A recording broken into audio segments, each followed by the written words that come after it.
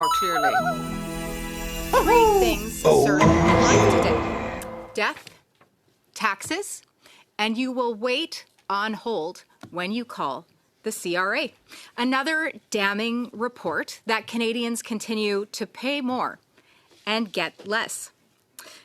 The average wait time is 31 minutes. The service standard is met only 18% of the time within 15 minutes, despite a 2017 effort of CRA's efforts to block calls. 8.6 million calls were deflected where individuals did not have an opportunity to speak to an agent. As far as accuracy is concerned, only 54% of the time accurate information was given, and 17% of the time relative to tax-specific questions. The priority for the CRA is breaks, in that it was shown that the CRA placed greater importance on how closely they adhered to their schedule for their shift and breaks than the accuracy and completeness of the calls that were provided. In one call recording, after 9 minutes, the agent remarked that the personal information authentication was taking too long for a 90-year-old caller who was having difficulty finding and recalling the correct answers. So why should Canadians tolerate this unacceptable service?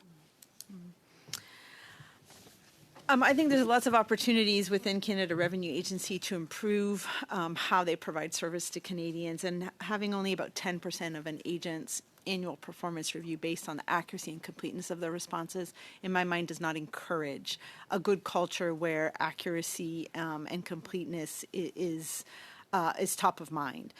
In Canada, our tax system is a voluntary one, and Canadians are expected to provide their tax returns on time with accurate information, and I think in return they should expect that the Canada Revenue Agency will be available in a timely fashion and provide them with accurate information.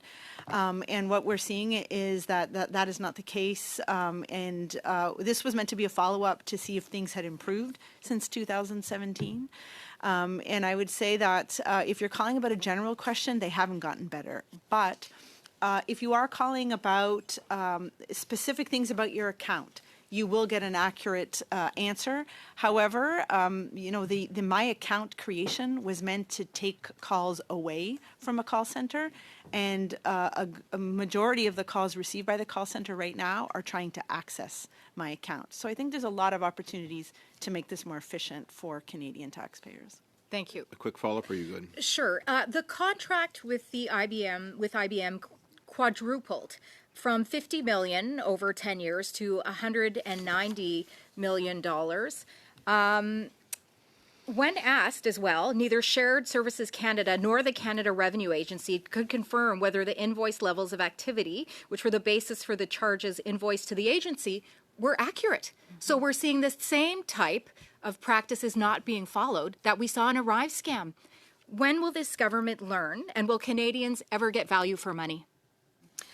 Well, when we set out to do this audit, we were actually looking at the accuracy and timeliness of CRA's responses, but obviously we wanted to turn to whether or not the call center was providing good value for money. When we looked at the contract, which started at $50 million and is now estimated to be valued at $190 million, it does represent services for 3 departments. So the Canada Revenue Agency is about 30% of that value. But we found that invoices received very little scrutiny. And as you mentioned, that Shared Services and Canada Revenue Agency didn't verify the accuracy of what was being charged. So there were enough red flags here for me, and my inability to conclude on value for money is such that I will be starting an audit on the management of this contract, so that it would inform the future contract for call center services that Shared Services Canada has just released. I'm thrilled. Thank you. Thank you very much, Ms. Kusie. Oh, yeah. I'm going to turn now to Ms. Goodridge. You have the floor for 5 minutes, please. Thank you, Mr. Chair, and thank you to the team for being here, and congratulations, Ms. Hogan, on your 5-year anniversary.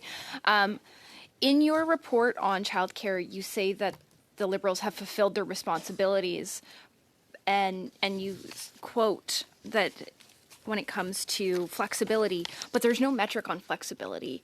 And in your report, you actually state that families outside of the standard hours are struggling to find care. So I'm just wondering how you can say that they are meeting their responsibilities.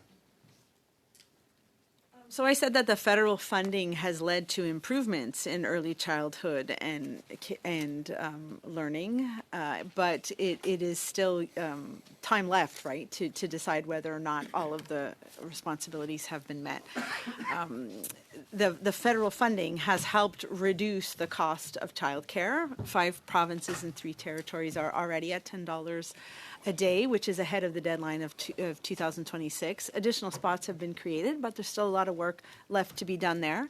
But then it was impossible for me to evaluate other areas, whether it came to accessibility or the quality of childcare. So while the funding's helped improve this situation, there's still room for improvement. So do we have any idea how many kids are still without care?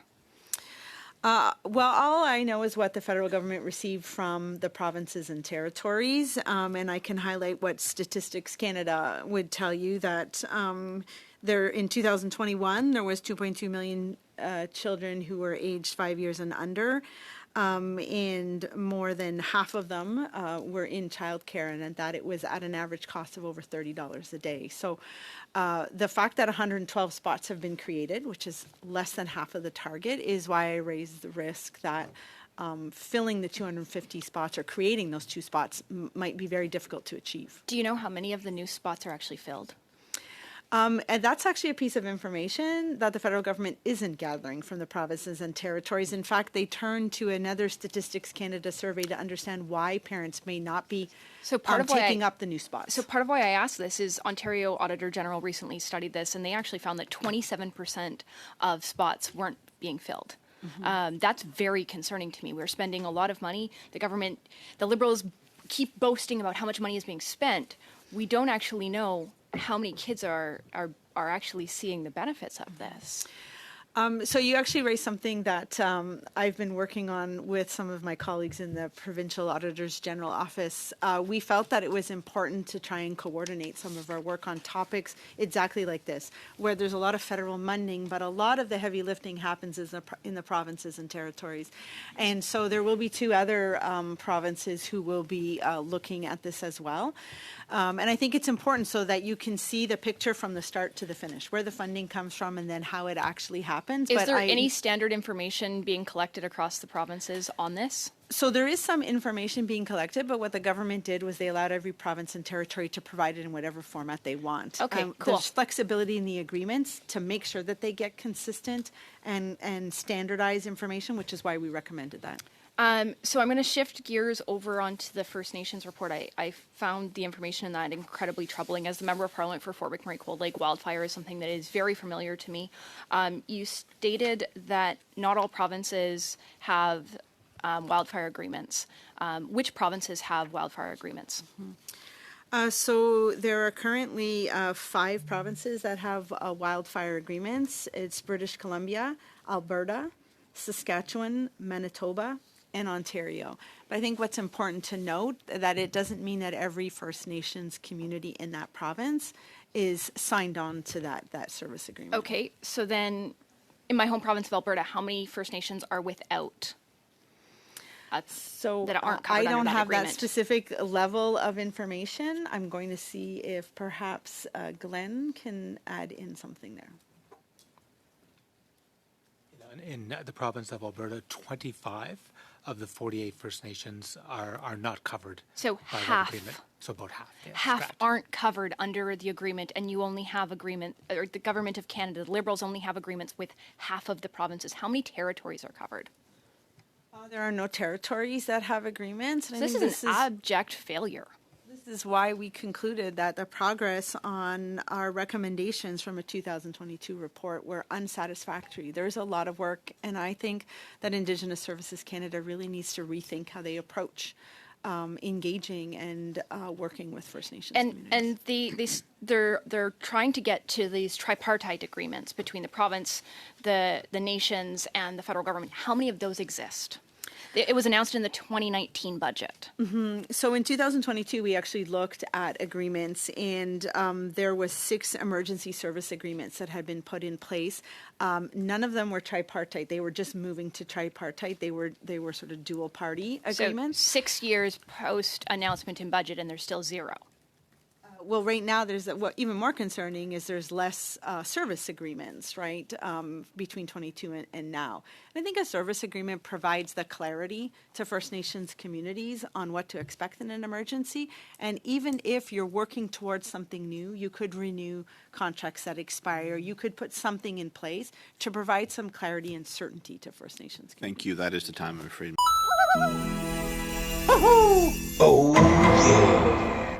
Floor for 5 minutes, please.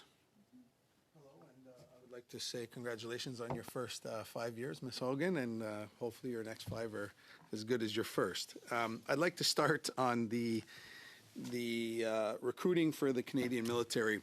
So on Exhibit 2, we see that out of 191,000 applicants, 103,000 were dropped. So that's a total of 54% of total applicants being dropped, and only 1 in 13 applicants completing basic training.